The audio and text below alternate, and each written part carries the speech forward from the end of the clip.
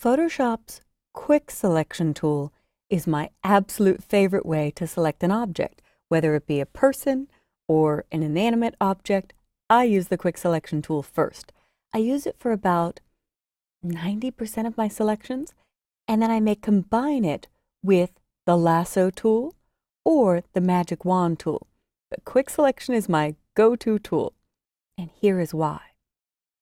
Quick Selection uses a brush, and if you stay away from the edges and paint by clicking and dragging inside her arm, let Photoshop do the heavy lifting. It found the selection edge for me. If I stay well away from the edge and get that round brush right in the middle of the top of her arm and her hand and straight down her hair to her back, Photoshop found all of these edges. Don't worry about these white portions inside. The Quick Selection uses a brush size. So with a larger size, it'll grab bigger areas. But I find people treat it like they were cutting out with scissors and paper.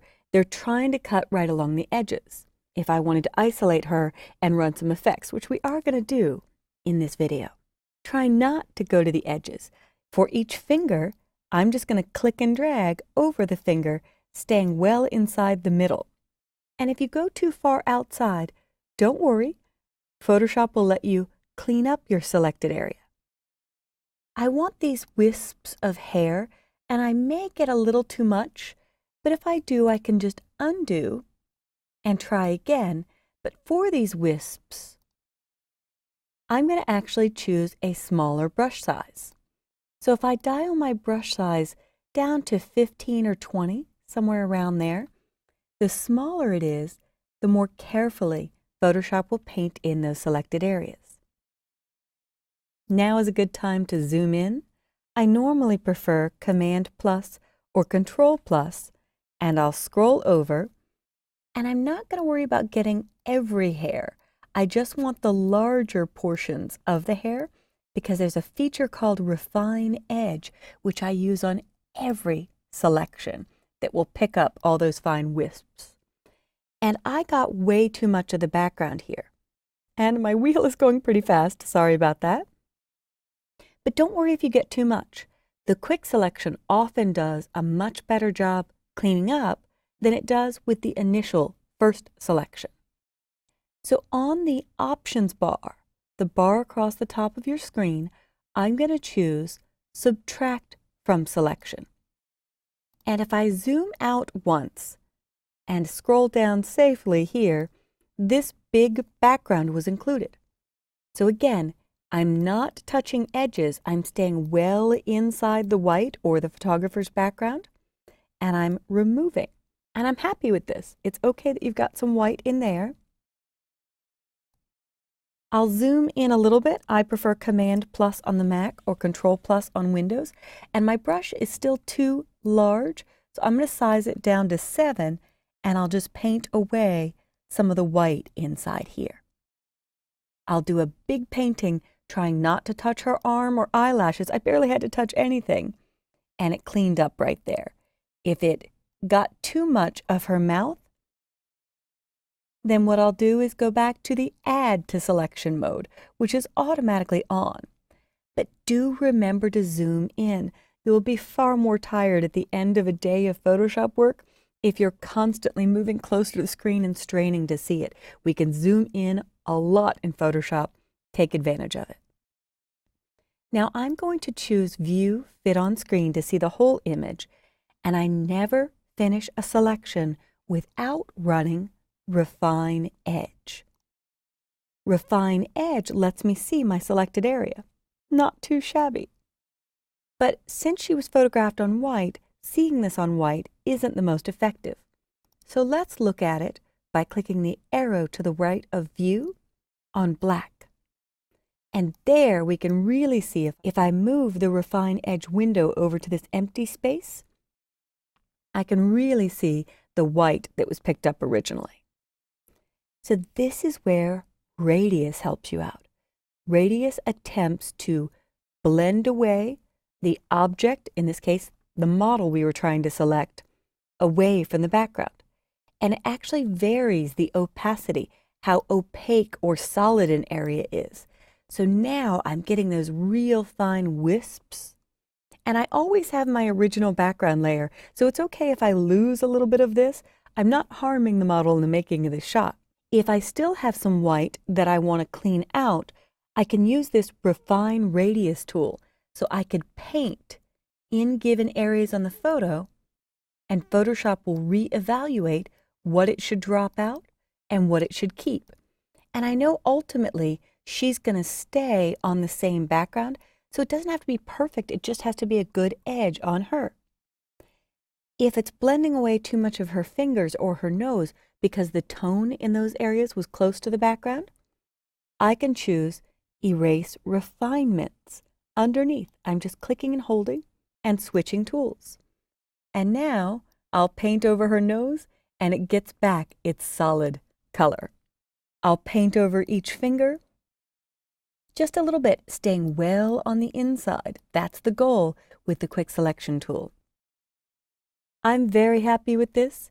So now what I'll do, just check her nose to make sure I got all of her nose. There it is. Now what I'll do is say Output to a new layer with a layer mask. So my background stays intact and I'm separating or isolating her to her own layer. So once I do New Layer with Layer Mask and click OK, there the background has been hidden. I've got this background copy, which I'll double click and name Model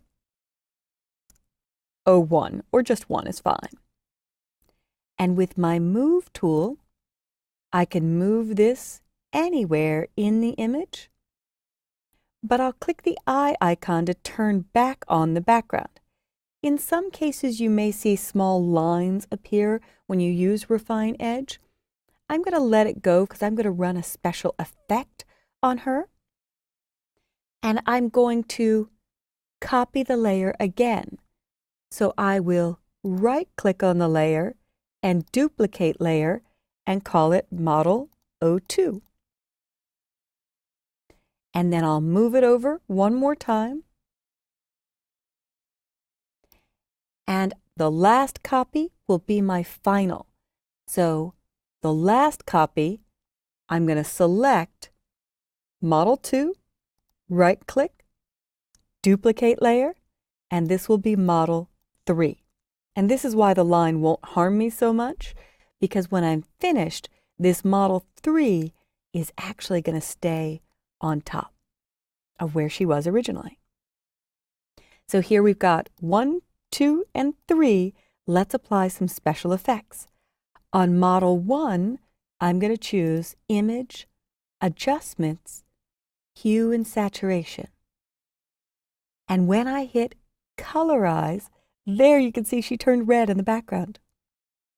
I usually like this very subtle, so just a hint of the red, and I'll click OK. I'll click on Model 2, Image, Adjustments, Hue and Saturation, click Colorize, and I think I'll go for a blue in this one or purple. And again, I'll dial down the saturation. So when I'm finished, I'll click OK again, and really 1 needs to come above 2. That's layer stacking order, and there is the special effect I'm going for. Just a taper of the models down as if she were on top of these other 2 versions of her. And to really make this look cool and professional and an artistic effect, for the Model 1 layer, I'm going to set the opacity, how solid or opaque the layer is, to 50%. And for the Model 2 layer, I'm going to set the opacity to 20%. And we have used the Quick Selection tool to isolate the model to her own layer, Refine Edge to get the best selection, and several new layers to blend and do artistic effects. And it's really interesting when you turn off the top layer, you could see the original background underneath and some of that seam that I said don't worry about on the Model 1 and 2 layer. But I'm very happy with this result, and this is the goal, to make a selection of an object, put it onto its own layers, make the best selection using Refine Edge, and creating a neat artistic effect.